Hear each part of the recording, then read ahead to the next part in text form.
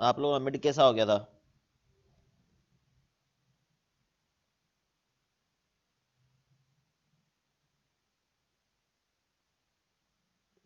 हमाद और सुनील।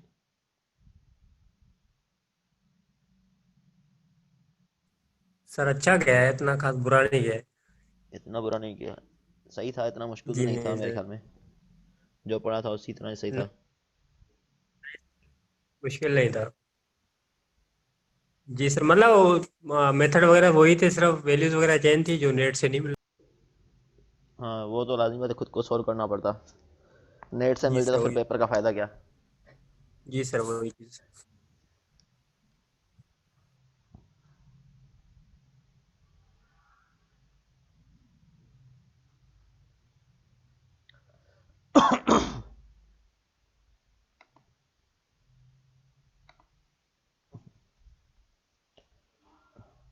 सभी आ जाए, मेरे ख्याल में अभी आ रहे हैं, कुछ आ रहे वहाँ से लोग। फिर हम स्टार्ट करते हैं ये टॉपिक।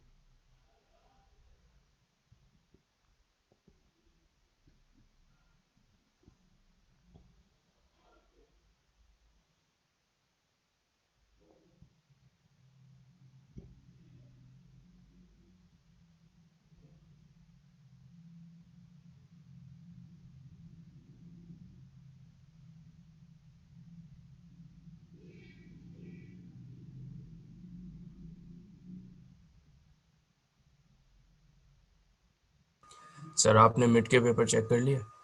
नहीं, इस वीकेंड होपफुली चेक नहीं है कुछ। बकाया किस किस के चेक हो गए हैं काफ़ी सब्जेक्ट के या? टी नहीं आर सर, अभी डब्ल्यू किसी को नहीं पता चला। मार्किंग अभी टीचर्स ने नहीं की हुई। चेक कर लिए, मार्किंग नहीं की हुई। सही।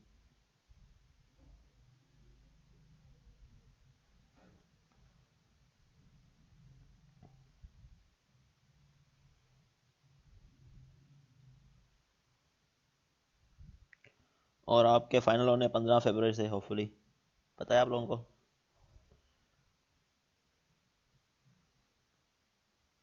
ये सर वो पता अभी चला कि वो 15 फरवरी से ऑनलाइन हो रहे हैं। जी हाँ, होपफुली ऑनलाइन ही होंगे, यही हुए इंस्ट्रक्शन आई है अभी तक तो, कि जी ऑनलाइन होंगे सर। और 15 फरवरी से होंगे। तो अब स्पीड अप करना होगा हमें, मतलब। और सर वो भी असाइनमेंट बेस्ड होंगे?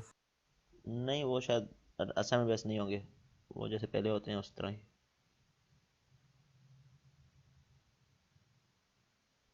जैसे और हमारा उसमें अगर किसी की लाइट वगैरह चली जाती है फिर? इंटरनेट वगैरह रखना होगा, लाजिम बात है, किसी तरह बैकअप रखना होगा। 3 to 4 आवर्स टाइम लगेगा शायद। हम शायद अपनी कैमरा बंद करें, सोए सोए सुन रहे हैं लेक्चर। उठने का दिल ही नहीं कर रहा होगा।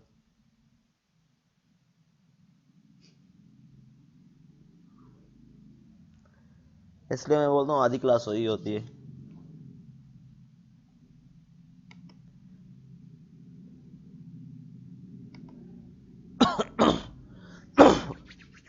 आज इसका टॉपिक शाफ्ट बिल्डिंग।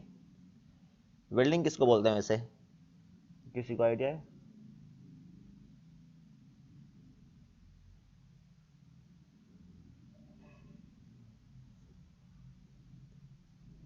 किसी को पता है वेल्डिंग किसको बोलते हैं? रोटेशंस। किसको? रोटेशंस को। हाँ, रोटेशन को वेल्ड करना। ठीक है, तो शाफ्ट रोटेट कर रहे होते हैं, लेकिन उसमें जो हमारे पास नहीं चाहिए मतलब कि उसके दौरान एक वाइब्रेशन होती है, उसको हमने मिनिमाइज करना होता है शाफ्ट बिल्डिंग में। शाफ्ट की रोटेशन को वैसे हम बिल्डिंग बोलते हैं कि शाफ्ट हमें घूमे। ठीक है, तो शाफ्ट जब भी हम मशीनरी यूज़ करेंगे, टरबाइन या कुछ भी, या इंजन में भी, तो हमारे पास शाफ्ट को रोटेशन मिलती है। तो उसके दौरान वाइब्रेशन क्या होती है उसका एनालिसिस करेंगे।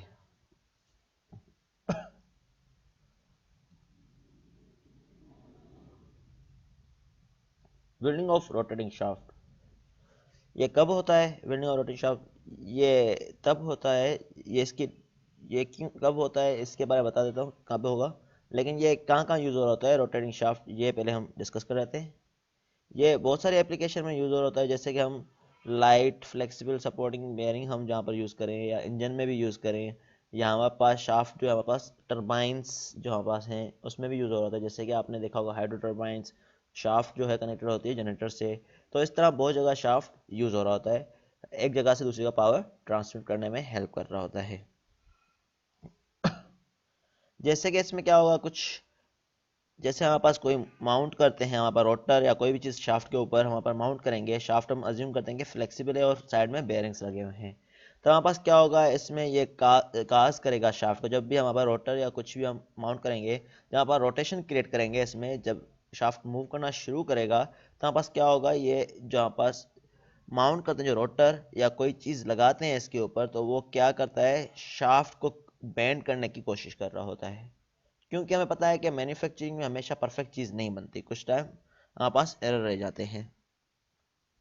तो जब भी हमारे पास एरर रहेगा तो हमारे पास क्या होगा, कुछ ना कुछ मास अनबैलेंस एक्ट कर रहा होगा, तो ये क्या करेगा, कार शाफ्ट को बेंड करने की कोशिश करेगा। तब हमारे पास जो एक स्पीड आएगी जहाँ पर शाफ्ट जो है वहाँ पर डिज़ायरेबल इफेक्ट नहीं दे रहा होगा, एक्स्ट्रा वेल्ड कर रहा होगा, तो उसको हम बोलते हैं शाफ्ट वेल्डिंग।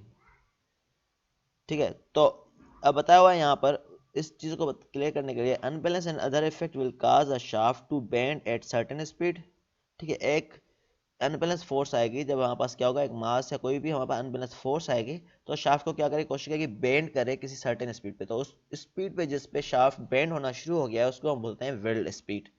और वेल्डिंग कब बोलते हैं, जब शाफ्ट बेंड हो रहा हो, जिस मास हमारे पास एक्ट कर रहा है, ये आपके पास आगे डायग्राम में क्लियर हो जाएगा किस तरह होता है। ठीक है, तो अब बताओ इसमें, welding is the rotation of the plane made by the line of centre of the bearing and bent shaft. ठीक है, अब वेल्डिंग क्या है, एक रोटेशन है किसी भी प्लेन की जो हमारे पास मेड की जाती है लाइन ऑफ सेंटर, तो हमें पता है शाफ्ट स्ट्रेट होता है तो उसका लाइन ऑफ सेंटर भी स्ट्रेट होता है, लेकिन अब बता रहे कि bye the line of centre of the bearing and bent shaft. अब हमारे पास क्या होता है, जब हमारे पास इस तरह का मास एक्ट करता है तो शाफ्ट में बेंट आने की कोशिश हो रही होती है, फ्लेक्सिबल शाफ्ट हम ले रहे हैं तो बेंट आना शुरू हो जाता है। तो हमारे पास क्या होता है, उस टाइम हमारे पास ये लाइन ऑफ सेंटर और इसके बीच में जो शाफ्ट के बेंट होने के बाद और लाइन ऑफ सेंटर के बीच में जो एंगल होती है, मतलब उस टाइम हमारे पास वेल्डिंग क्रिएट हो रही होती है। अब बताओ एक शाफ्ट है यहाँ पर, सपोज करें, तो जो मैं डेफिनेशन बता रहा था, तो इसमें क्या है, एक शाफ्ट है यहाँ पर, शाफ्ट है तो इसमें हमने क्या किया है, एक कोई ना कोई माउंट किया है, हमने क्या किया हुआ है, माउंट किया, मास किया हुआ है। ठीक है, तो इसको हम रोटर बोल रहे हैं, रोटर हमने माउंट कर लिया है इस पर, एक रोटर या कोई भी डिस्क हमने माउंट कर लिए। जब ये शाफ्ट स्टेशनरी है तब ये हमारे पास बैलेंस्ड होगा, कोई भी मास डिस्टर्ब नहीं हो रहा, क्योंकि ये अनबैलेंस मास यहाँ पर एक है वो नीचे ही होगा। ठीक है, हमारे पास क्या है, शाफ्ट जब रोटेट करना शुरू होगा, रोटेट करेगा, ये मास भी रोटेट करेगा जो हमने माउंट किया है। ठीक है, जो ये, तो ये क्या होगा, डिस्क रोटेट कर रही है तो रोटर रोटेट कर रहा है, इसमें मास जो है ये ऊपर नीचे मूव करेगा, तो हमारे पास क्या होगा, ये कोशिश करेगा शाफ्ट को कोई ना कोई डेफ्लेक्शन दे, तो ये रोटेटिंग इम्बैलेंस हो रही है इसमें, तो ये क्या, कौन सी फोर्स क्रिएट करेगा, inertial force from the centripetal acceleration. ठीक है, सेंट्रीपिटल क्यों, क्योंकि हमारे पास ये सर्कुलर मोशन में मूव कर रहा है, तो इसके वजह से हमारे पास रोटेटिंग इम्बैलेंस बनेगी इसकी वजह से, इनर्शियल फोर्सेस की वजह से, जो हमारे पास सेंट्रीपिटल एक्सेलरेशन हो रही है। अगर बैलेंस्ड होता तो हमारे पास क्या होता, imbalance force, rotating imbalance force नहीं आती। अब हमारे पास क्या, ये मास है, इसके वजह से क्या हो रहा है, इम्बैलेंस फोर्स आ रही है। ठीक है, सेंट्रीपिटल एक्सेलरेशन से। अब इस तरह एक इस डायग्राम में दिखाया गया है, तो ये शाफ्ट रोटेट कर रहा है, इसमें डिस्क माउंटेड है, नीचे स्प्रिंग लगाए हुए हैं और डैम्पर लगाया हुआ है, तो स्प्रिंग का हमें पता है कि K/2 लेते हैं इस तरह। ठीक है, और यहाँ पर C लेते हैं डैम्पर के लिए, जैसे हम पहले पढ़ चुके हैं। हमारे पास क्या है, जैसे यहाँ पास ये शाफ्ट रोटेट करेगा तो हमारे पास क्या होगा, कुछ ना कुछ अनडिजायरेबल वाइब्रेशन होगी, क्योंकि मास अनबैलेंस्ड है यहाँ पर। ये क्यों आता है, समटाइम मैन्युफैक्चरिंग फॉल्ट की वजह से आ जाता है, समटाइम टाइम के साथ हमारे पास कुछ ना कुछ इसका बिहेवियर आ रहा होता है, ये हमारे पास डिज़ायरेबल इफेक्ट नहीं है। अगर इस तरह का इफेक्ट डिज़ाइन में हो जाए तो हमारे पास क्या होगा, वाइब्रेशंस क्रिएट होंगी और हमारे पास एक्सीडेंट भी हो सकते हैं, अगर गाड़ियों में इस तरह से वाइब्रेशन हो रही हो, या कुछ इंजन को फेलियर भी हो सकता है, तो ये डिफरेंट प्रॉब्लम्स करते हैं। तो ये अनस्टेबल डायनामिक बिहेवियर क्रिएट करेगी। इसके लिए हमारे पास क्या है, हमें पता है AC equal to R omega square, हमने डायरेक्ट फार्मूला पढ़ा हुआ है आपने पहले ही। तो ये वाला फार्मूला है हमारे पास किसके लिए, acceleration in the circular form या सेंट्रीपिटल एक्सेलरेशन जब सर्किल में होगी। अब ये बता रहा है इसमें प्रॉब्लम्स कहाँ कहाँ आती हैं, ठीक है, जो हमारे पास ये वेल्डिंग ऑफ शाफ्ट क्रिएट होता है। एक तो होता है अनबैलेंस इन रोटर डिस्क जो हम मेनली पढ़ेंगे यहाँ पर। एक तो रोटर डिस्क में अनबैलेंस आ जाए, ठीक है, जैसे यहाँ पास मास हमने यहाँ पर कंसीडर किया है कि अनबैलेंस आ गया है रोटर डिस्क में। सेकंड बोलते हैं इम्प्रॉपर असेंबली, इन सारी चीज़ों की असेंबली सही तरह से ना की गई हो। तो कोई भी चीज़ सही तरह से असेंबल नहीं होगी तो जाहिर सी बात है वाइब्रेशन क्रिएट होगी। Third one is weaker bearing, यहाँ पर बेयरिंग जो है वीक लगे हुए हों, जो शाफ्ट को सही तरह हैंडल ना कर रहे हों, तो उसमें क्या होगा हमारे पास, तब भी हमारे पास अनडिजायरेबल वाइब्रेशंस होंगी। तो हमें पता है कि नॉर्मल इस तरह होता है रोटर और उसकी ज्योमेट्री इस तरह होती है जो हम पर माउंट करते हैं, लेकिन अगर कोई मास होगा अनबैलेंस तो यहाँ पर क्या होगा, कुछ ना कुछ अनबैलेंस शो कर रहा होगा, कोई ना कोई मास जो है जो हमारे पास एसेंट्रिक मास होगा, सेंटर ऑफ ग्रेविटी से थोड़ा सा आगे होगा, ठीक है। तो वो क्या है, हमारे पास सेंटर ऑफ ग्रेविटी क्या होता है, सेंटर में होता है ज्योमेट्री के, तो हम उसको बोलते हैं सेंटर ऑफ ग्रेविटी। तो यहाँ पर एसेंट्रिक मास है किसी न किसी डिस्टेंस ई पे है।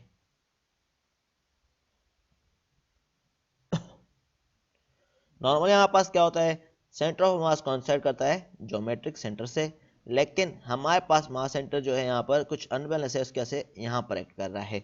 तो एम ई वैसे normally unbalance is equal to 0, ठीक है। अब देखें स्टेबल शाफ्ट है तो हमारे पास क्या है, लाइन ऑफ एक्शन स्ट्रेट है।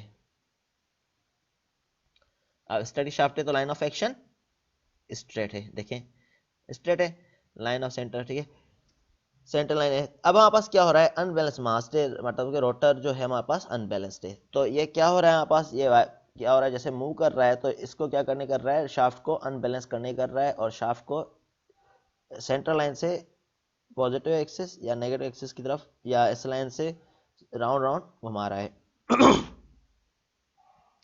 ठीक है, ये क्यों हो रहा है, ये इसलिए हो रहा है क्योंकि यहाँ पर अनबैलेंस मास की वजह से हो रहा है या वीकर हमारे पास बेयरिंग यूज हो रहा होगा।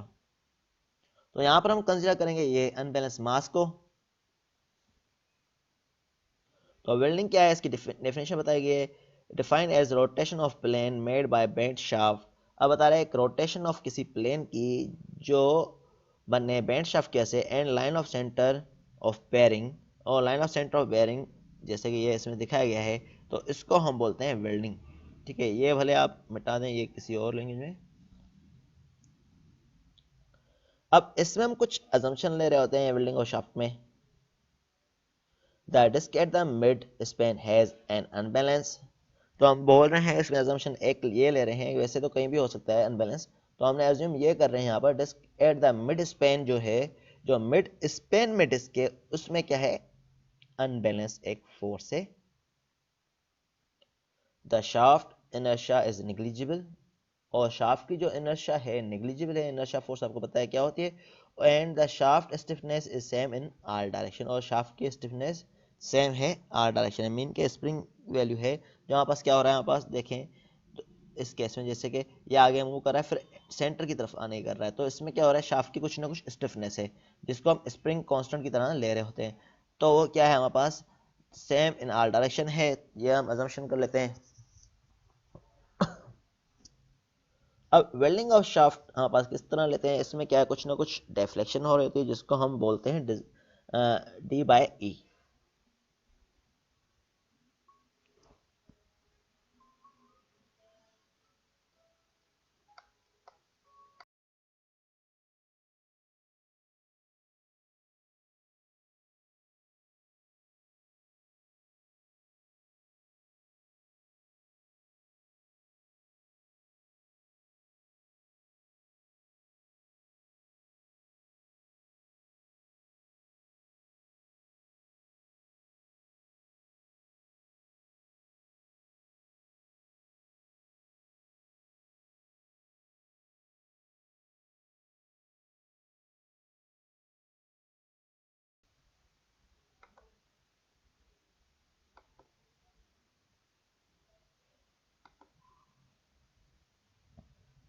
तो इसमें क्या है, वेल्डिंग और शाफ्ट ने निगलेक्टिंग डैम्पिंग कर रहे हैं। तो यहाँ पास क्या है, एक WN होती है स्पीड नेचुरल, ठीक है, एक क्रिटिकल स्पीड होती है। तो यहाँ पास क्या है, it is desire to run the shaft at a speed much higher than the natural frequency of the shaft rotor system. तो यहाँ पास नॉर्मली क्या होता है, एक नेचुरल फ्रीक्वेंसी होती है रोटर सिस्टम की, उसके हम ज़्यादा में स्पीड में हम इसको चलाना हम चलाते हैं, ठीक है, शाफ्ट नॉर्मली। तो यहाँ पास क्या है, जब यहाँ पर इसको ज़्यादा स्पीड चलाएंगे तो यहाँ पास रोटेटिंग अनबैलेंस होगा या मास होगा, ठीक है। उसकी वजह से यहाँ पास क्या होता है, कुछ ना कुछ इसमें जो है वेल्डिंग इफेक्ट क्रिएट हो रहा होता है, जो क्रिटिकल स्पीड पे आ रहा होता है। ये किस तरह, जैसे कि यहाँ पास पहले यहाँ पास सपोज करें जो शाफ्ट रोटेट कर रहा है इनिशियली किसी ना किसी स्पीड से रोटेट कर रहा है, जैसे कि शाफ्ट की स्पीड बढ़ती जा रही है जिसको हम बोल रहे हैं ओमेगा, ठीक है। तो ये बढ़ती जा रही है, तो बढ़ती जाएगी तो हमारे पास क्या होगा, ये वैल्यूज जो है हमारे पास बढ़ती जा रही है d/e की। तो एक टाइम आएगा, ऐसा आएगा जब हमारे पास ओमेगा n जो है और ओमेगा कॉन्स्टेंट हो जाएगा। तो हमारे पास क्या होगा, मीन के मतलब W=WN हो जाएगा, तब हमारे पास ये क्रिटिकल स्पीड क्रिएट हो जाएगी, मीन के ω/ωn = 1 हो जाएगा। तब हमारे पास d/e का रेशो मिलता है, इन्फिनिटी मिलता है, ये ऊपर चलता जा रहा है मतलब इन्फिनिटी होगा। जैसे कि हमारे पास ये ओमेगा क्रिएट होगा, फिर हमारे पास क्या होगा, इस स्पीड पे जो अब इसकी वजह से क्या हो रहा है, क्रिटिकल स्पीड है, हमारे पास वेल्डिंग क्रिएट हो रही है।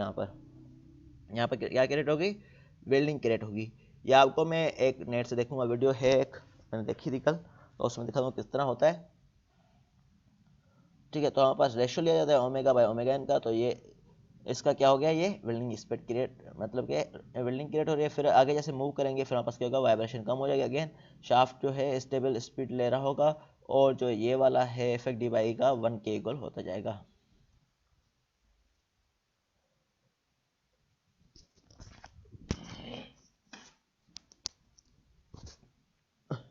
तो ये डिफरेंट बुक से मैंने 2 बुक से लिया हुआ है। तो एक बुक में d यूज़ किया हुआ है, किसी में डिफ्लेक्शन की सिंबल यूज़ की गई है। तो आपकी मर्जी जो भी सिंबल यूज़ करें, डेल्टा मतलब डिफ्लेक्शन के लिए। वैसे हमें पता है कि अनबैलेंस यहाँ पर मैग्नीट्यूड किस तरह फर्क करता है, d=√x² + y²। तो यहाँ पर कोई भी यहाँ पर मास है तो इसका x डिस्टेंस है, यहाँ पर y है, तो ये किस तरह लेते हैं हम, √x² + y², क्योंकि ये वर्टिकल डिस्टेंस y है और ये x है, तो x² + y² है, ठीक है। और इस तरह का हमने फार्मूला पहले पढ़ चुके हैं। तो इसमें क्या है, e के फॉर्म में रिप्रेजेंट किया गया है, ठीक है। तो d = modulus e r² / 1 - r² + 2 zeta r²। तो ये फार्मूले हम आगे ज़्यादा पढ़ेंगे। तो ये क्रिटिकल स्पीड बताया है, जब ω=ωn होता है तो इस स्पीड को हम बोलते हैं critical speed of the rotating shaft. तो इसमें क्या होगा, वेल्डिंग क्रिएट होगी, ठीक है। अब ये वाला जो हमने पोर्शन किया हुआ है, जो हम किससे कर रहे हैं, राव के बुक से ये वाला पोर्शन है। ऐसा बताया गया है, कंसीडर करें एक shaft as shown in below, इसमें शाफ्ट है जो शो किया गया below, force acting on the rotor, inertia force, spring force and damping force. अब इसमें कौन सी फोर्स एक्ट करनी है रोटर पे, अब ये रोटर है जैसे कि मैंने बताया था ये मूव कर रहा है, तो इसकी वजह से क्या होगा, कुछ फोर्स एक्ट करोगे। इसमें एक तो होगी इनर्शिया फोर्स होगी, नॉर्मल जो हम फोर्स यहाँ पर एक्ट कर रही होती है, एक इनर्शिया फोर्स होती है, दूसरी होती है स्प्रिंग फोर्स। स्प्रिंग फोर्स यहाँ पर किस तरह लग रही है, क्योंकि हमारे पास क्या है, ये रोटर मूव कर रहा है इस लाइन के थ्रू, ठीक है, इस लाइन के इर्द गिर्द मूव कर रहा है, लेकिन ये इसको सेंटर ऑफ एक्शन पे आने कर रहा है। तो यहाँ पर एक फोर्स क्रिएट हो रही है, उसको हम बोलते हैं इसमें स्प्रिंग फोर्स, यहाँ पर कंसीडर कर रहे हैं। तीसरी है डैम्पिंग फोर्स, यहाँ पर डैम्पर्स भी लगे हुए हैं, उसकी फोर्स को हम ले रहे हैं डैम्पिंग फोर्स, जैसे मैंने फिगर में पहले दिखाया है। अब बताएं इनर्शिया फोर्स हमारे पास क्या काज करती है, जैसे शाफ्ट रोटेट कर रहा है हमने पढ़ा था, तो हमारे पास क्या होगा, ये इसको रोटर क्या करेगी, कोशिश करेगी इसको अवे लेके जाने की, तो ये इनर्शिया फोर्स की वजह से है, ठीक है। Rotating eccentric mass will tend to push shaft away from the axis of rotation. तो ये कोशिश करेगा एसेंट्रिक मास जहाँ पर एक्स्ट्रा मास था इसको रोटर को अवे ले जाए। तो इसमें क्या होगा, शाफ्ट में कुछ डिफ्लेक्शन आ रही है जिसको हम बोल रहे हैं वाई, क्या बोल रहे हैं, वाई, ठीक है। अब elastic properties of the shaft will produce a restoring force. अब इलास्टिक प्रॉपर्टीज हैं शाफ्ट की, इसमें क्या है, ये बेंड करने की कोशिश कर रहा है, लेकिन शाफ्ट क्या है, बीम की तरह हमारे पास, आपने बीम का लिया होगा, आपने जो पढ़ा है तो उसमें आपने क्या लिया होगा, जब ट्रांसवर्स लोड अप्लाई करते हैं तो हमारे पास क्या होता है, बाद में बीम जो है लोअर हटाए वह अपनी इनिशियल पोजीशन पे कोशिश करता है। तो शाफ्ट की एक प्रॉपर्टीज है, तो ये इनिशियल पोजीशन पे आने की कोशिश करेगा जब भी हमारे पास ये स्टेशनरी होगा या कोशिश कर रहा होगा अपने पास इनिशियल पोजीशन पे आ जाए। तो शाफ्ट प्रोड्यूस कर restoring force helping of to bring the shaft back into position. तो ये इलास्टिक प्रॉपर्टी है इसलिए हम के ले रहे हैं इसमें। उसके बाद we can calculate this restoring force moulding the shaft as a beam. अब हमारे पास इस शाफ्ट को हम कंसीडर कर सकते हैं किस तरह। एक तो है आपको डिफरेंशियल इक्वेशन सोल्व की जाए फोर्थ ऑर्डर में, वो आगे जाके प्रॉब्लम करेगी, तो वो थोड़ा कॉम्प्लिकेटेड होता है। तो हम डायरेक्टली इसको किस तरह सोल्व कर रहे हैं, आप इसको मॉडल कर रहे हैं एज बीम, शाफ्ट को हम कंसीडर करें एज अ बीम और इसमें ट्रांसवर्स लोड अप्लाई कर रहे हैं। ठीक है, तो बीम है उसमें ट्रांसवर्स लोड अप्लाई करते हैं। तब आपने पढ़ा होगा ये, मेरे ख्याल में स्ट्रेंथ ऑफ मटेरियल या मटेरियल्स के सब्जेक्ट में आप पढ़ चुके होंगे डिफरेंट टाइप के। ठीक है, तो उसमें क्या है, Y centre is equal to minus F L cube upon 48 E I. ठीक है, तो इसमें क्या था, एफ क्या था, फोर्स था, एल क्या है, इसमें लेंथ कितनी है। ठीक है, इसका एल क्यूब लेना था अपॉन 48 ई इंटू आई, आई क्या था, इनर्शिया फोर्स थी। अब लीनियर स्प्रिंग के लिए हमारे पास क्या होता है, के इंटू एक्स होता है नॉर्मली। यहाँ पर क्या है, डेफ्लेक्शन हो रही है, यहाँ क्या हो रही है, डेफ्लेक्शन हो रही है शाफ्ट में, यहाँ पर क्या हो रही है, डेफ्लेक्शन हो रही है। तो के इंटू वाई होता है नॉर्मली।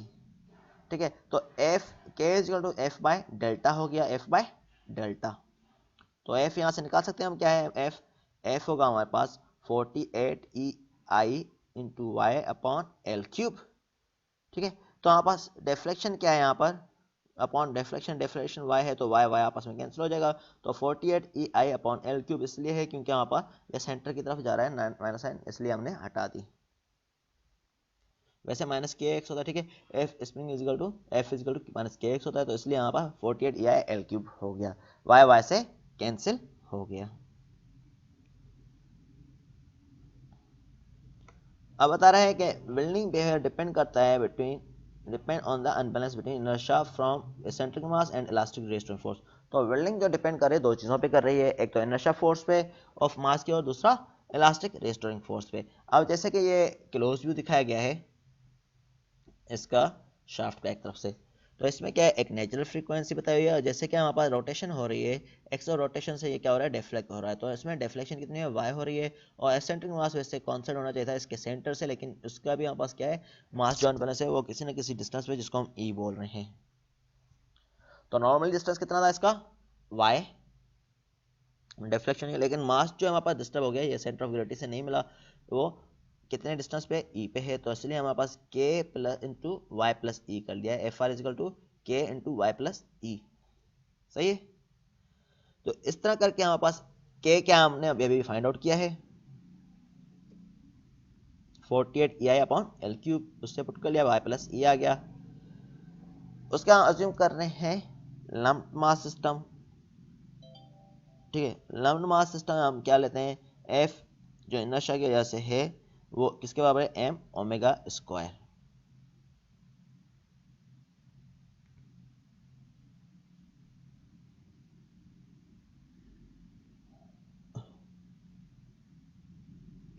ठीक है, तो अब आते हैं शाफ्ट जो है हाँ बस क्या होगा, ये प्रोड्यूस करता है सिविल मोड ऑफ डेफॉर्मेशन जब यहाँ पास इसमें कोई अनबैलेंस फोर्स जो है एक्ट कर रही होगी। तो shaft building can produce similar different mode of deformation where inertia and resistance force unbalance. जब यहाँ पर इनर्शिया और रेजिस्टेंस फोर्स अनबैलेंस एक्ट करेगी तो शाफ्ट डिफरेंट टाइप की मोड की डिफॉर्मेशन दिखाएगा। इसमें पहला एग्जांपल है ये वाला है, अगर हमारे पास कुछ स्पीड है तो हमारे पास क्या हो रहा है, डिफ्लेक्शन इस तरह हो रही है। ठीक है, अगर स्पीड एक्स्ट्रा ज़्यादा हाई हो जाएगी तो डिफ्लेक्शन कुछ इस तरह होना शुरू हो जाएगी, इस तरह शार्प एंड होगा, इस तरह भी होगा। तो इस तरह के एनालिसिस हमें हेल्प करते हैं कि शाफ्ट की फेलियर के बारे में बताएं।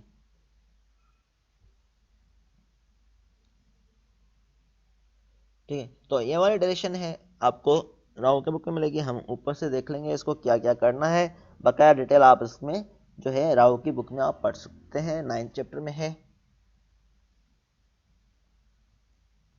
अब इसमें बताया है एक O B the equilibrium position of the shaft when balance perfectly. अब हमारे पास क्या है कि अगर हमारे पास इनिशियली पोजीशन पे है, शाफ्ट रोटेट नहीं कर रहा, तो हमारा बैलेंस परफेक्टली है, तो हमारे पास क्या है, ओ क्या है इसकी इक्विलिब्रियम पोजीशन है शाफ्ट की, क्या है ओ, equilibrium position of the shaft है। और लाइन सेंटर ऑफ ग्रेविटी क्या है, सी जी जो है सेंटर ऑफ इसका क्या है, shaft line C G rotate at velocity omega, C G line है, शाफ्ट रोटेट कर रहा है ओमेगा स्पीड पे, ठीक है। तो ये क्या है, लाइन जो है सी जी, शाफ्ट इसमें रोटेट कर रहा है। During rotation the rotor deflect by a distance A. अब इसमें क्या हो रहा है, शाफ्ट रोटेट कर रहा है, इसमें मास अनबैलेंस है, तो शाफ्ट क्या हो रहा है, डिफ्लेक्ट हो रहा है एक डिस्टेंस ए पे। तो ये वाला डिस्टेंस शो किया गया है ए है।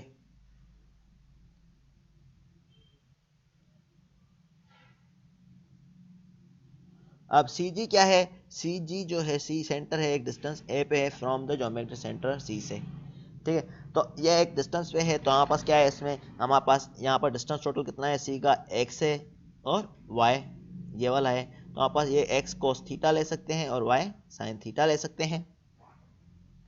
हमारे पास क्या है, इसकी एंगल निकालनी है मेनली। हमारे पास ये हमने बताया कि R square under root X square plus Y square, जैसे हम लेते हैं उस तरह ले सकते हैं। अब यहाँ पर क्या है, हमारे पास ये वाली एंगल है जो ओमेगा टी, ये कितनी है एक्स एक्सिस से ओमेगा टी, ठीक है। अब ये कितनी है, साइन ओमेगा टी ले रहे हैं, ए डिस्टेंस है तो ए कितना है, वर्टिकल डिस्टेंस, तो ए क्योंकि हम वर्टिकल डिस्टेंस से ले रहे हैं, हॉरिजॉन्टल से नहीं ले रहे, इसलिए हमारे पास साइन यूज किया गया है। तो ए साइन ओमेगा टी है, और ये क्या हो जाएगा वर्टिकल में, ए कोस ओमेगा टी, क्योंकि हम वर्टिकल से ले रहे हैं। अगर हॉरिजॉन्टल से ले रहे होते तब हम कोस आता, लेकिन अभी हम वर्टिकल से ले रहे हैं तो हमारे पास क्या होता है, उलट लेते हैं। जब ये एंगल हॉरिजॉन्टल, ठीक है, तो अब वर्टिकल से डिस्टेंस देख रहे हैं तो हमारे पास क्या होगा, साइन यूज हो रहा होगा यहाँ पर। तो ए साइन ओमेगा टी और यहाँ पर A cos omega T Y X, इसमें A sine omega T Y axis के लिए यूज होगा और A cos omega T X axis के लिए यूज होगा। अगर हमारे पास सपोज करें एंगल ऊपर से गिवन होती यहाँ पर, अभी तो ओमेगा टी हॉरिजॉन्टल से गिवन है, अगर हमारे पास वर्टिकल से गिवन होती, मतलब ऊपर से गिवन होती वाई से, तब हमारे पास क्या हो जाता, तब हमारे पास रिलेशनशिप ये उलट हो जाता। उसमें क्या होता है, यहाँ पर ए कोस ओमेगा टी होता वाई एक्सिस के लिए और यहाँ पर ए साइन ओमेगा टी होता। लेकिन अभी हमारे पास हॉरिजॉन्टल से गिवन है, इसलिए हमारे पास वाई एक्सिस के लिए ए साइन ओमेगा टी ले रहे हैं और एक्स एक्सिस के लिए ए कोस ओमेगा टी ले रहे हैं। हमें एंगुलर वेलोसिटी पता है किसके बराबर है, theta dash is equal D theta by D T, जिसको हम बिल्डिंग स्पीड बोल रहे होते हैं,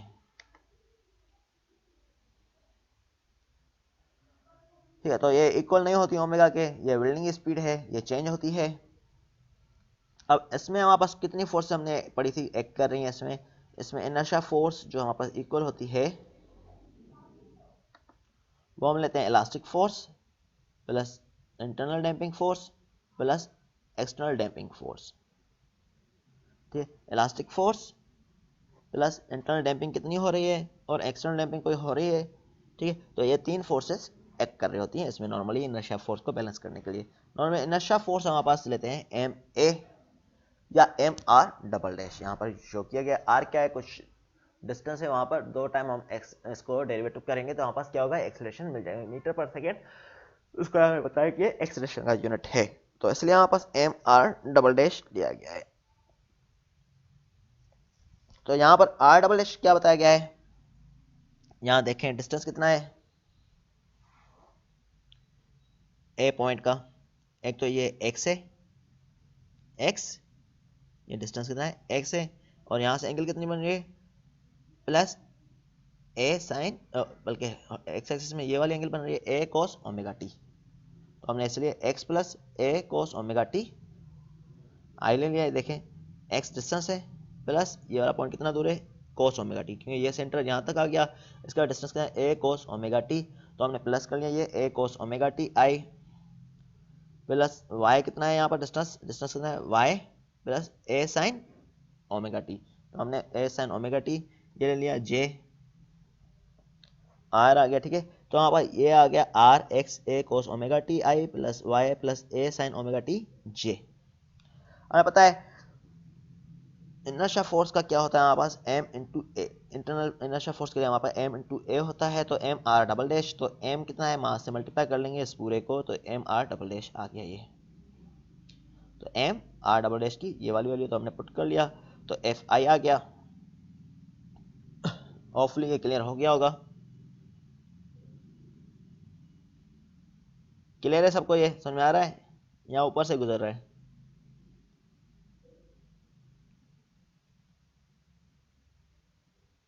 समझ में आ रहा है सबको? सर सर बुक आ रहा है देखनी थोड़ा। पड़ेगी साथ समझने के लिए।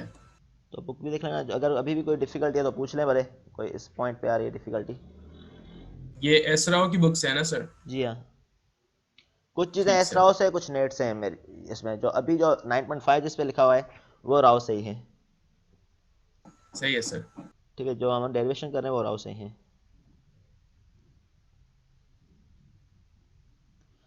हमारे पास दूसरी फोर्स कौन सी एक्ट कर रही है यहाँ पर? हमारे पास इलास्टिक फोर्स। इलास्टिक फोर्स का यहाँ पर के इंटू डिफ्लेक्शन होता है, या स्प्रिंग के एक्स होता है नॉर्मली। तो हमारे पास क्या है? माइनस के इंटू डिफ्लेक्शन कितनी हो रही है यहाँ पर? पहले डिस्टेंस था हमारे पास, यहाँ पर x था और y था, तो ये हम हमारे पास क्या है डिस्टेंस इनिशियली? हमारे पास x प्लस वाई ले लिया हमने, क्यों यहाँ पर दो एक्सिस में ले रहे हैं इसलिए हमने x प्लस आई ले रहे हैं। नॉर्मली के एक्स लेते हैं सिंगल एक्सिस के लिए, यहाँ पर दो एक्सिस के लिए ले रहे हैं, तो X I plus Y J, where K is the stiffness of the shaft है। शाफ्ट मूव कर रहा है इसलिए हमारे पास क्या कर रहे हैं? इनिशियल पोजिशन प्लानिंग कर रहे हैं, इलास्टिक प्रॉपर्टीज ले रहे हैं। उसके बाद हमारे पास क्या है? उसका हमारे पास होते हैं इंटरनल डैम्पिंग फोर्स और external damping force. Internal damping force को हमने किस तरह रिप्रेजेंट किया हुआ है? यहाँ पर हमें पता है डैम्पिंग फोर्स का वैसे फार्मूला क्या होता है, याद है किसी को? डैम्पिंग फोर्स का फार्मूला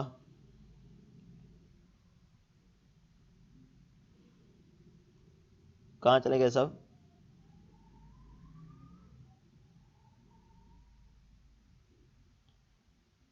किसी को याद नहीं है डैम्पिंग फोर्स का फार्मूला?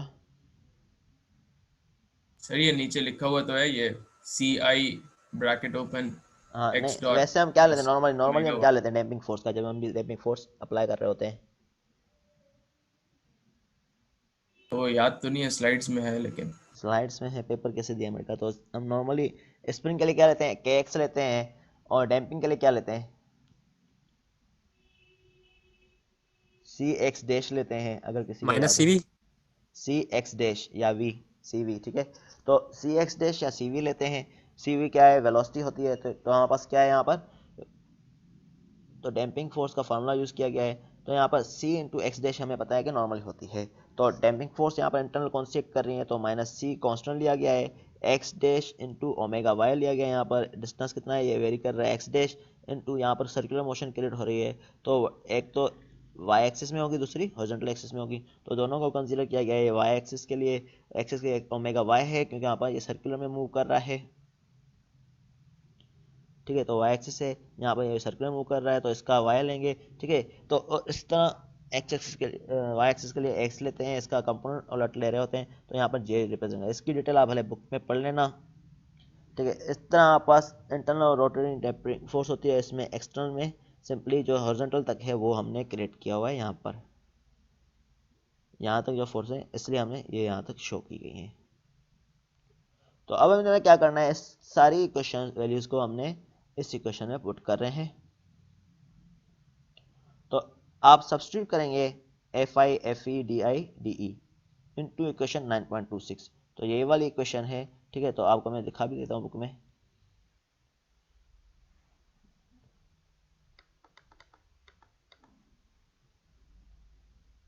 ठीक है, तो इसमें बल्कि पुट करना है हमने इसमें। तो 9.25 में, ये 9.26 बोल रहा है लेकिन हमने 9.25 में पुट करना है। तो हमारे पास पुट करने के बाद हमारे पास क्या आएगा? ये सॉल्यूशन इसने डायरेक्टली लिखा हुआ है, लेकिन आप ऑप्ट कर सकते हैं। किस तरह आएगा मैं बता देता हूँ।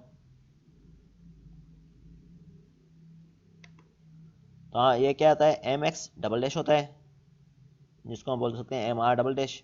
तो इसने एम एक्स डबल डैश से शो किया गया है, ठीक है। तो इसमें क्या हमारे पास फोर्सेस जो है हम सेपरेट कर लेते हैं। एक मिनट है, इसमें आए थे।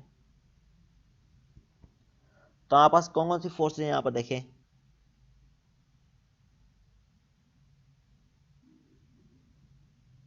एक तो ये है, तो इसको हम सोल्व करेंगे M X into M A cos omega T plus M Y plus M A sine omega T जे।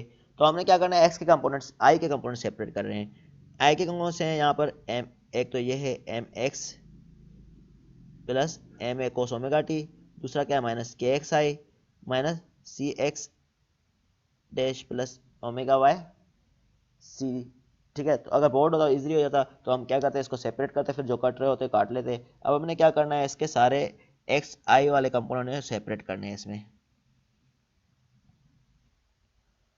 ठीक है, तो हमारे पास क्या बचेगा आप देखेंगे तो इसमें पता है कि एम एक्स डबल डैश है ये। ठीक है, तो हमारे पास क्या बचेगा, इसका M X plus M A cos omega T minus K X, ठीक है, minus C X dash minus C X dash. ठीक है, तो इसलिए हमने क्या किया है, यहाँ पर M X double dash show किया हुआ है प्लस सी आई माइनस सी है ये, तो प्लस कर लें ये इसको। ठीक है, तो हम माइनस सी आई प्लस सी, तो इसने डायरेक्टली माइनस लिया हुआ है। ठीक है, इसको आप एक्स डैश प्लस के एक्स, इस तरह ये वाला यहाँ से आएगा, तो आपने ये सारों को बैलेंस करना है। तो कुछ नेगेटिव साइड आ रहे हैं नीचे, कुछ ऊपर आ रहे हैं। अगर बोर्ड होता हमारा ईजिली होता तो हमारा ये वाले कंपोनेंट जो है एक्स के हम सेपरेट करते जाएंगे। बाकी हमारे पास ओमेगा वाई बच गया है। ठीक है, तो सी आई ओमेगा वाई इस तरफ आ गया, देखें इस तरह हमारे पास एक बच गया, हमारे पास M A cos omega T. तो M A cos omega T, तो इस तरह आप क्या करेंगे, इसको सबको सॉल्व करेंगे, आप पुट करेंगे एक्स के आई के साथ कंपेयर करेंगे और वाई के साथ कंपेयर करेंगे, तो आपको सॉल्यूशन मिल जाएगा। अगर बोर्ड इजी हो जाता तो आप ये कर लेना, स्टेप कॉपी पे करके सॉल्व करना। कोई कुछ डिफिकल्टी हो तो पूछना। आपने क्या करना है, इसमें आई कंपोनेंट्स को सब उनको सेपरेट करना है और y को सेपरेट करना है, फिर जो i के कंपोनेंट है आपस में कंपेयर करने हैं और y के कंपोनेंट आपस में कंपेयर करने हैं, तो आपका ये रिलेशनशिप मिल जाएगा x एक्सिस के लिए और y एक्सिस के लिए। ठीक है, तो ये वाला होपफुली आपको समझ में आ गया होगा यहाँ तक। ठीक है, तो ये बुक से भी इसकी डिटेल देख लेना किस तरह करना है, कोई डिफिकल्टी हो तो आप पूछ लेना। ठीक है,